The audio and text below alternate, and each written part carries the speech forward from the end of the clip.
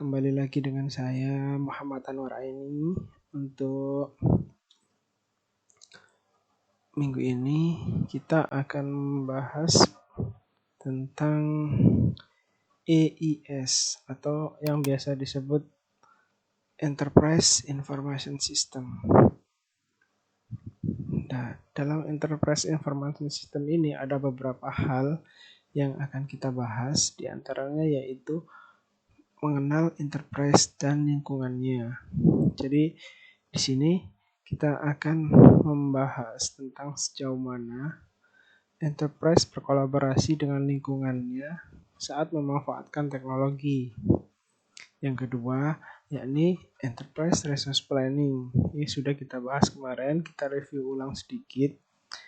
Dan yang ketiga, yakni supply chain management, yakni sistem informasi terpadu yang digunakan oleh perusahaan untuk mengelola kegiatan manufaktur yang ada di perusahaan, mulai dari memesan hingga pembuatan produk. Dan yang terakhir yang akan kita bahas nanti, yakni Customer Relationship Management atau CRM, yang mana sistem ini digunakan perusahaan untuk mengelola hubungan dengan calon pelanggan atau pelanggan-pelanggan yang sudah ada, dari penerimaan order hingga pemantauan pengiriman.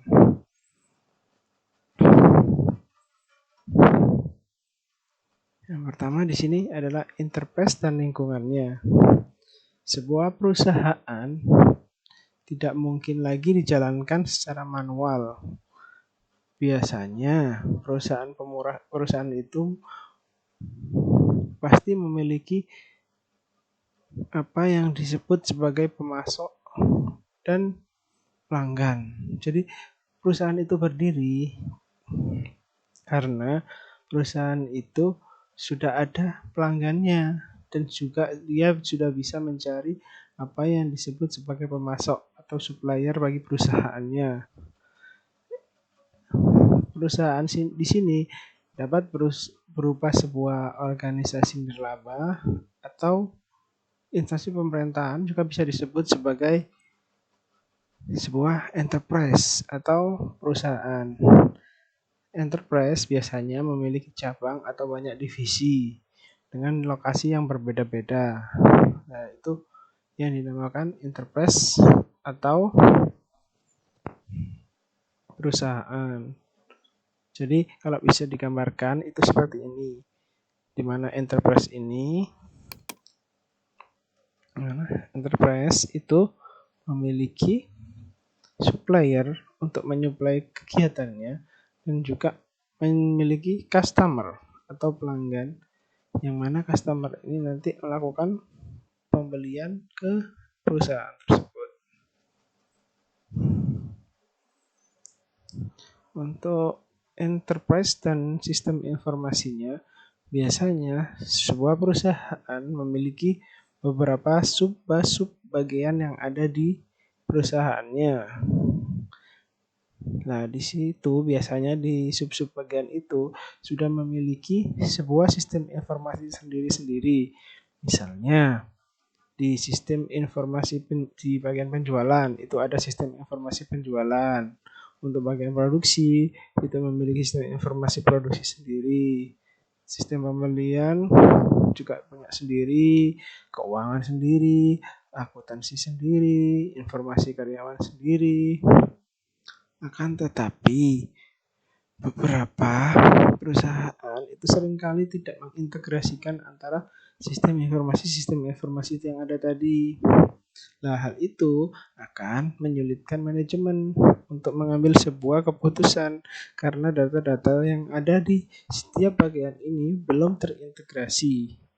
Jadi, jika sistem informasi tersebut belum terintegrasi, maka itu akan menjadi sulit bagi perusahaan karena beberapa keputusan akan bisa tertunda karena apa yang ada di sistem penjualan misalnya itu belum terintegrasi sama sistem yang ada di keuangan. Jadi untuk melakukan penjualan atau pembelian kita belum tahu sistem apa yang ada di keuangan. Nah, alangkah baiknya beberapa sistem ini terintegrasi.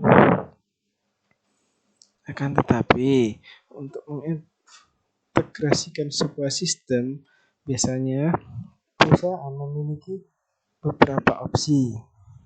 Yang pertama, perusahaan akan membuat baru sistem informasinya, yakni untuk mengintegrasikan ini perlu dibuat baru sebuah sistem informasi yang benar-benar baru.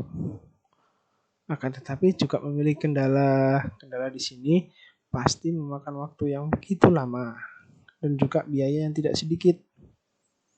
Yang kedua, yakni membuat sistem informasi dan menghubungkannya dengan yang sudah ada. Jadi yang sudah ada tidak dirubah secara drastis, akan tetapi cukup ditambah fungsi agar bisa dikomunikasikan dengan aplikasi-aplikasi yang ada. Biasanya opsi yang kedua ini lebih disukai dan lebih banyak digunakan oleh perusahaan-perusahaan karena tidak memiliki waktu yang banyak dan biaya yang tidak banyak seperti kita membuat baru sebuah sistem informasi di perusahaan.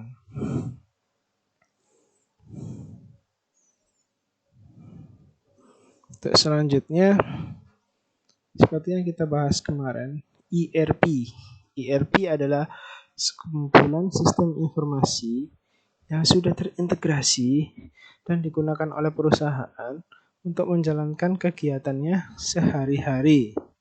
Yang mana jika tadi dijelaskan di awal bahwa ada kemungkinan setiap perusahaan itu di sub-sub bagiannya tidak terintegrasi, maka ERP inilah yang mengintegrasikan antara sub-sub bagian agar perusahaan itu dapat mengambil keputusan dengan tepat dan akurat karena data-data yang tersaji itu sudah terintegrasi antara sub-sub yang ada di perusahaan itu sendiri.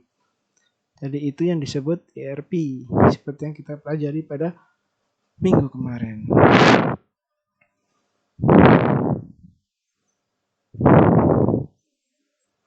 Selanjutnya di sini ada hubungan enterprise dan suppliernya. Jika dilihat dari gambar di sini, tidak menutup kemungkinan supplier juga memiliki ERP sendiri karena supplier juga merupakan sebuah perusahaan yang mana perusahaan tersebut menyuplai barang ke perusahaan kita. Jadi ERP sendiri kan juga sebuah enterprise. Jadi tidak menutup kemungkinan untuk supplier itu juga memiliki ERP.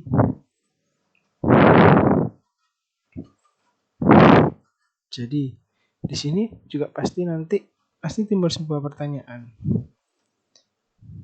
Jika perusahaan punya ERP, supplier juga punya ERP, apa bisa diintegrasikan? Karena setiap perusahaan itu kan punya supplier sendiri, punya customer sendiri. Jika masing-masing sudah memiliki ERP, apakah bisa sih diintegrasikan antar dua ERP yang sama? Kan gitu pertanyaannya. Bukan sama. Jadi sama-sama memiliki ERP, apa bisa diintegrasikan? Itu kan sebuah pertanyaan juga mungkin di benak kalian.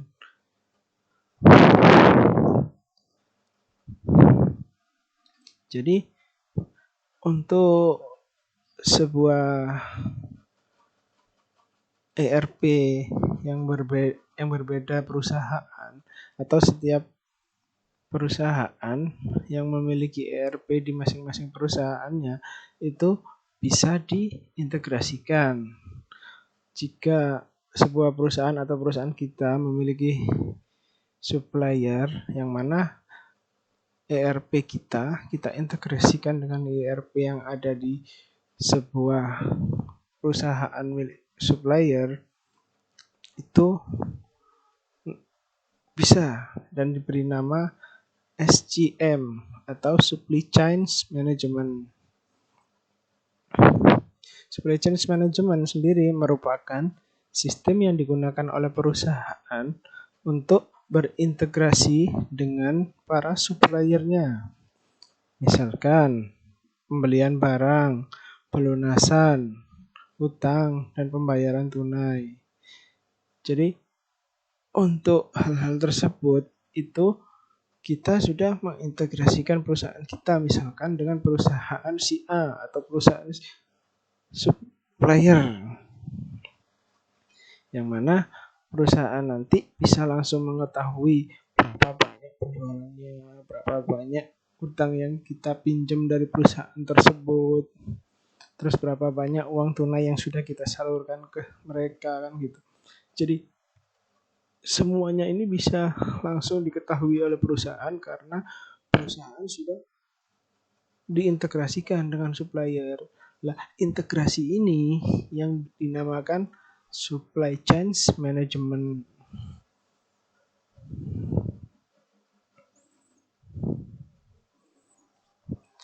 Nah, jika untuk supplier bisa diintegrasikan, apa bisa sih?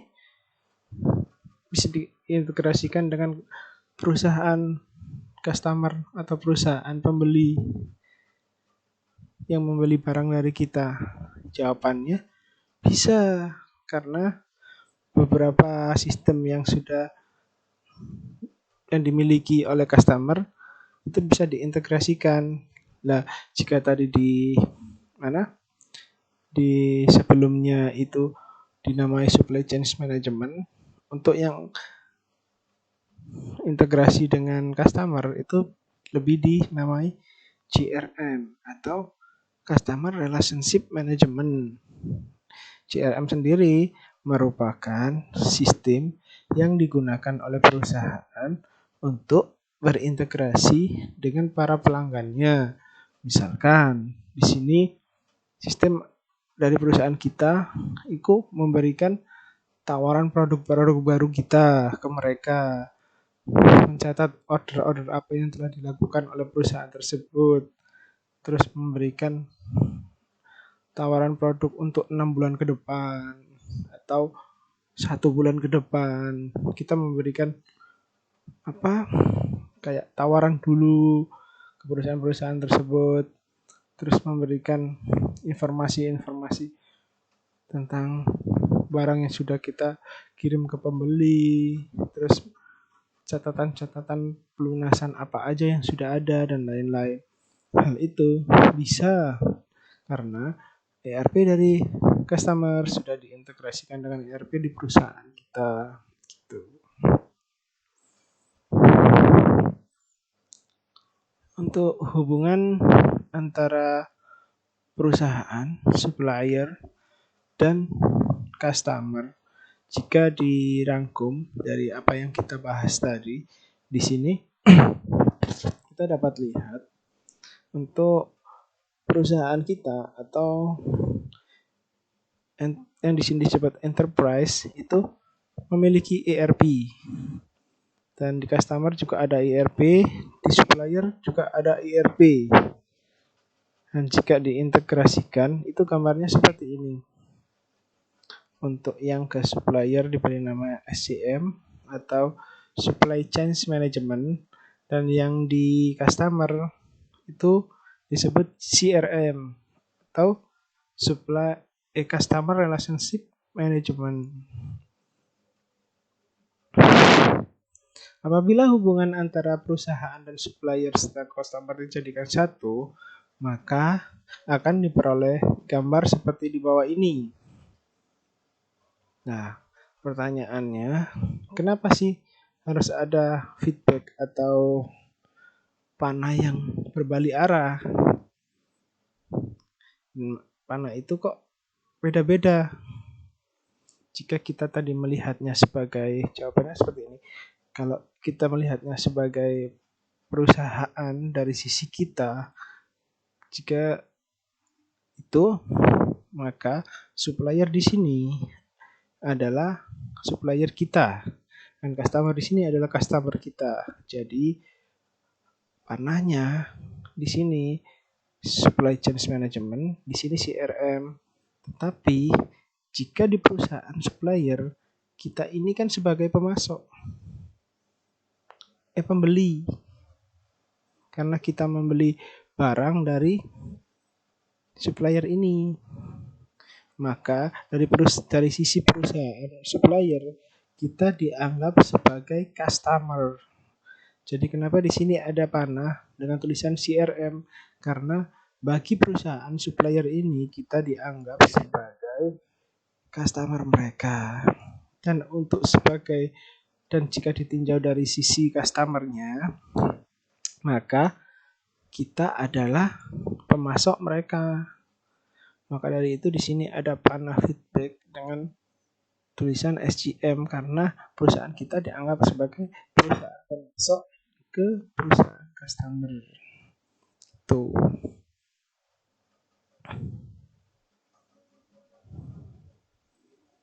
Untuk definisi sendiri kita ambil dari Investopedia pada tanggal 30 Juli kemarin. SCM adalah atau Supply Chain Management adalah manajemen aliran barang dan jasa dan mencakup semua proses yang mengubah bahan baku menjadi produk akhir. SCM melibatkan perampingan aktif dari kegiatan sisi penawar, sisi untuk memaksimalkan nilai pelanggan dan mendapatkan keunggulan kompetitif di pasar. Jadi sudah jelas di sini bahwa SCM adalah manajemen aliran barang yang mana berhubungan langsung dengan sisi supplier atau beberapa perusahaan yang menyuplai ke perusahaan kita agar kita dapat keunggulan kompetitif langsung yang ada di pasar. Jadi seperti yang kita jelaskan tadi bahwa SCM itu adalah sesuatu yang sistem informasi yang terintegrasi yang mana SCM tersebut merupakan berhubungan langsung dengan supplier agar kita memiliki keunggulan bahwa kita tahu tadi apa saja yang sudah dipasok mereka, apa saja yang sudah kita beli dari mereka, itu bisa kita lihat secara langsung sistem informasinya tadi yang pertama Supply Chain Management. Oke, lanjut. Ini beberapa penjelasan lain. SCM adalah lintas fungsional yang mencakup pengelolaan, perpindahan barang mentah ke dalam organisasi, aspek tertentu dari pemrosesan internal barang menjadi barang jadi, dan perpindahan barang dari suatu organisasi. Organisasi di sini adalah supplier dan menuju ke konsumen akhir kita bisa kondisikan sebagai kita karena kita membeli ke mereka. Ketika organisasi berada pada fokus kompetensi inti dan menjadi fleksibel, mereka menggunakan pemilikan sumber bahan baku dan saluran distribusi. Ya, hampir sama penjelasannya. Jadi SCM ini adalah segala sesuatu yang berhubungan dengan rantai pasok dari supplier ke kita.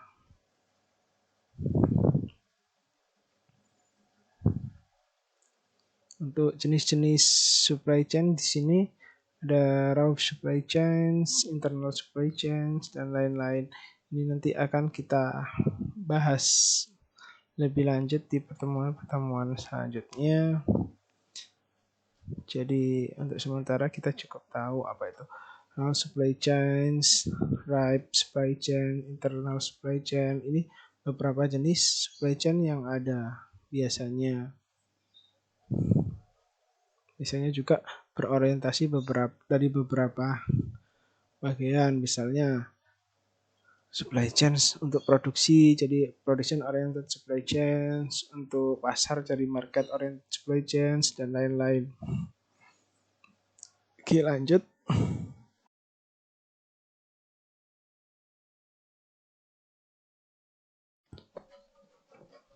Jadi di sini ada contoh langsung tentang supply chain management, di mana di sini ada sebuah perusahaan yang bernama Walmart dan perusahaan Procter and Gamble atau bisa disebut P&G. Dua perusahaan ini mulai bekerja sama pada tahun 1980-an dan merupakan perusahaan contoh klasik sebuah perusahaan yang sudah mengkolaborasikan SCM di perusahaan mereka. Jadi perusahaan Walmart ini dia sudah mencoba mengintegrasikan ERP yang ada di perusahaannya dengan ERP yang ada di perusahaan P&G atau Procter and Gamble. Jadi awal mulanya itu perusahaan ini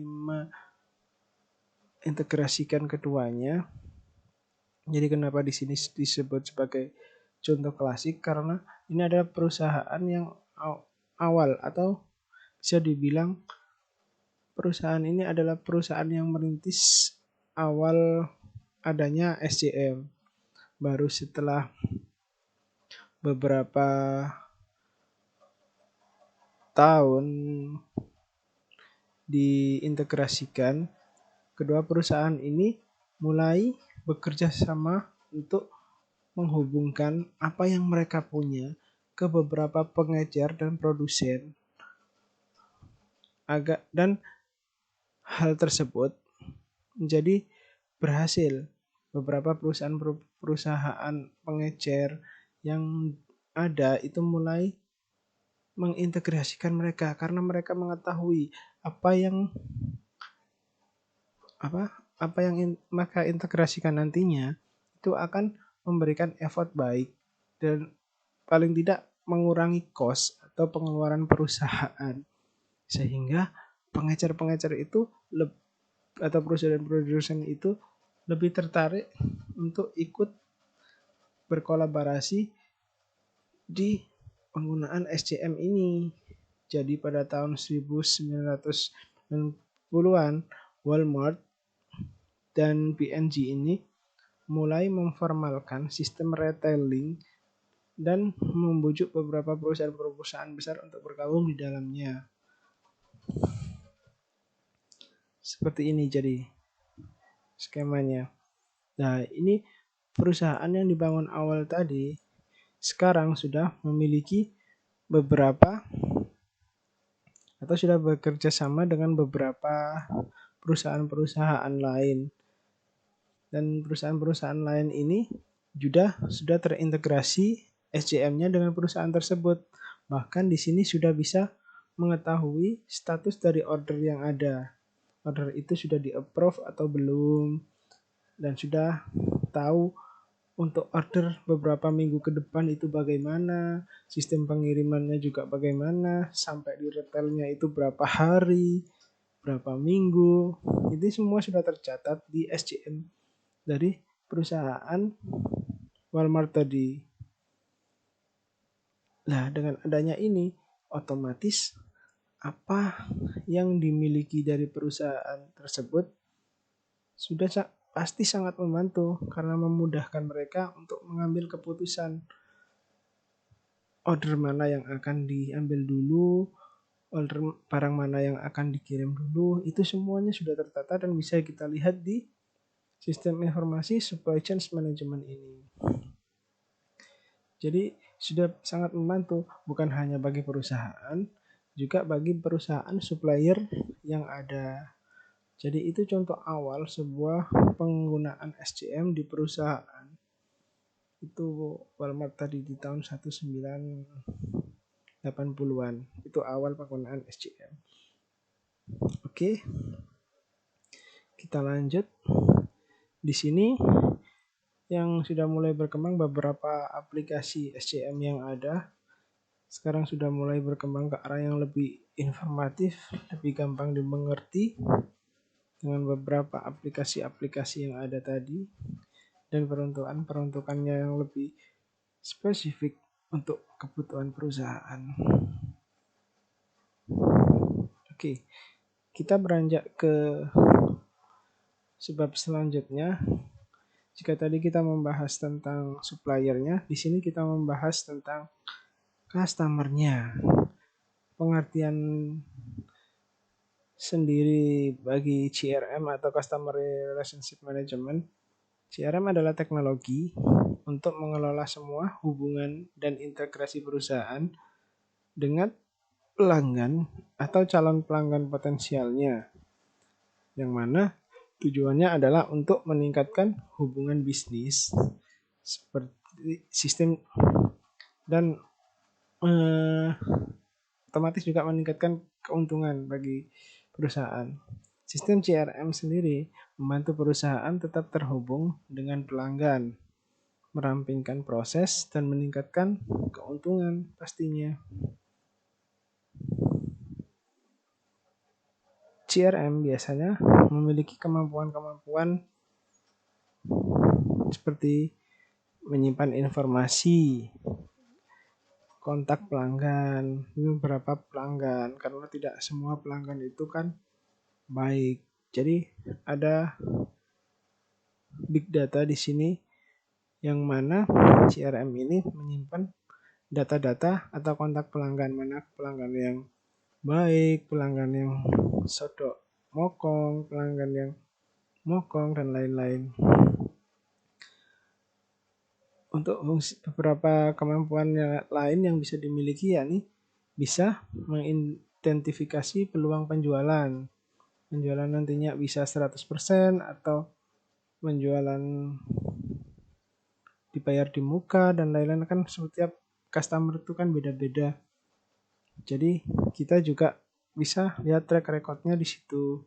Di situ juga CRM bisa melihat atau bisa menawarkan produk-produk baru yang akan datang. Misalkan kita punya beberapa produk yang akan kita produksi beberapa bulan ke depan, itu sudah ada di CRM ini. Kita sudah mulai menawarkan sekarang. Itu kemampuan yang dimiliki oleh CRM. Juga bisa mencatat dan mengelola masalah layanan, mengelola histori pemasaran, dan lain-lain. Semua informasi sudah diintegrasikan sehingga membuat informasi tentang setiap informasi pelanggan itu tersedia bagi perusahaan. Ini contohnya seperti yang saya bilang tadi ya. Jadi seseorang petugas penjualan ada janjian dengan calon pelanggan siang ini, akan membicarakan tentang pengadaan. Misalkan gitu. Jadi ada di CRM ini menampilkan informasi seperti itu. Jadi semisal ada petugas yang tidak bisa hadir, itu bisa digantikan oleh petugas dari perusahaan itu dengan petugas yang lain. Jadi kan nggak menutup kemungkinan misalkan kita sebagai petugas di sebuah perusahaan itu tiba-tiba mengalami sakit ketika mau ada pembicaraan tentang pengadaan, atau ada customer yang mau kita temuin gitu, kita tiba-tiba sakit, kita tidak sempat menginformasikan. Di CRM ini kita bisa menginformasikan ke perusahaan bahwa nanti siang ada janjian. Jadi misalkan Bapak si A yang bertugas tidak bisa masuk, bisa digantikan atau petugas B yang lebih siap atau yang mengerti tentang itu. Jadi perusahaan tidak dirugikan dengan adanya hal-hal yang semacam itu.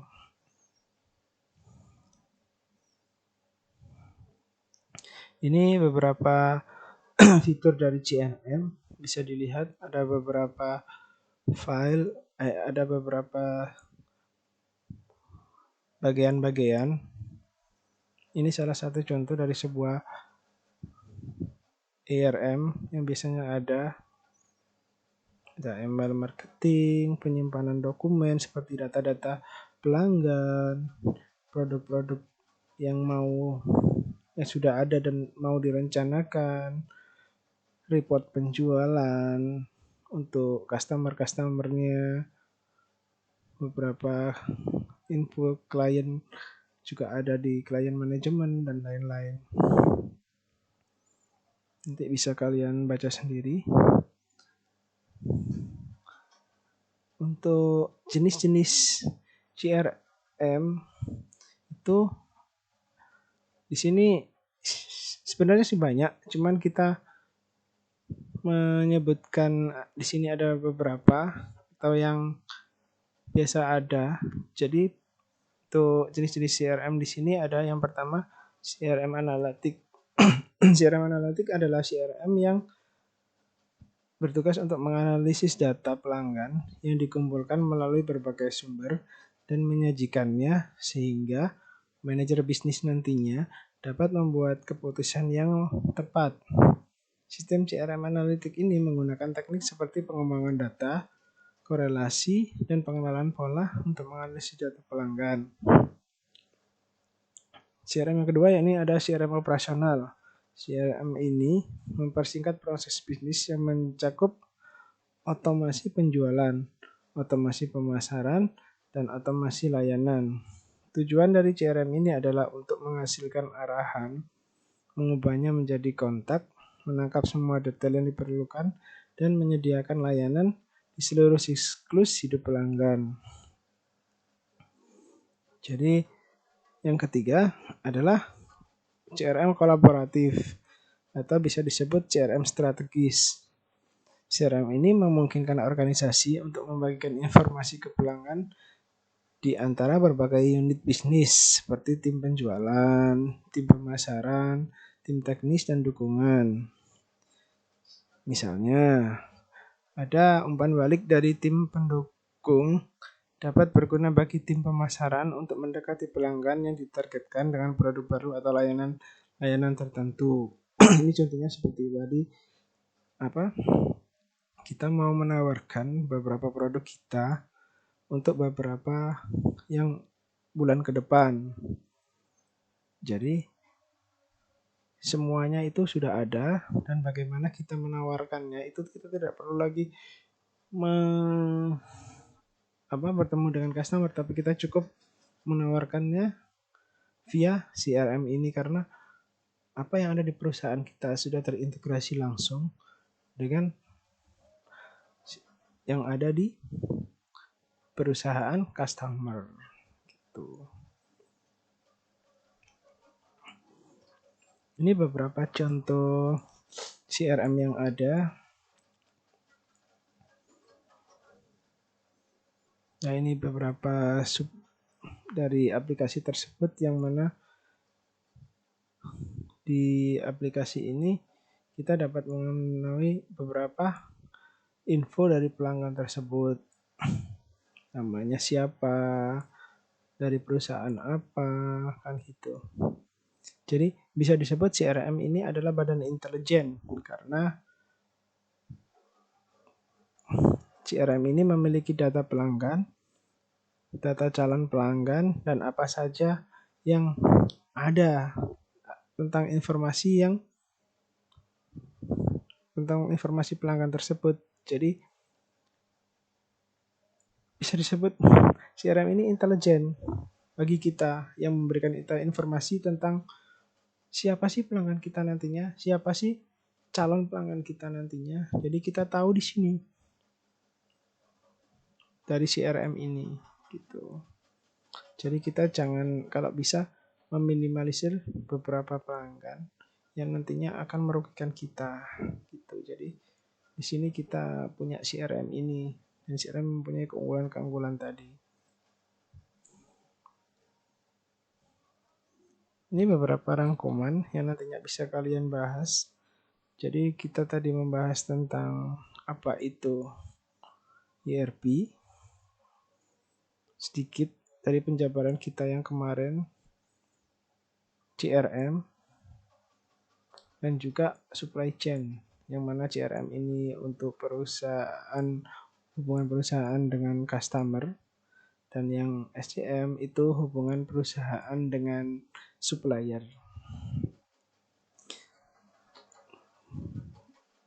Jadi ini bisa kalian baca sendiri. Tadi sudah saya jelaskan dengan detail. Mungkin ada beberapa materi yang kurang detail nanti bisa ditanyakan langsung, bisa dari forum atau dari WA group ya yang kita buat. Itu nanti insya Allah akan saya jawab secara langsung. Misalkan ada permasalahan-permasalahan atau Bapak Ibu belum mengerti, bisa ditanyakan secara langsung. Jadi langsung ditanyakan ke forum aja ya. Jadi kalau misalkan nanti saya nggak bisa jawab, ya saya tanyakan ke profesor-profesor yang lebih memadai ilmunya atau ke Mbah Google gitu ya. Jadi untuk pertemuan di materi ini kita cukupkan sekian. Terima kasih sudah bergabung untuk mengikuti video ini. Sekali lagi, bila ada pertanyaan yang atau beberapa hal yang kurang jelas bisa ditanyakan di forum. Sekian, terima kasih. Wabillahi taufiq wal hidayah. Assalamualaikum warahmatullahi wabarakatuh.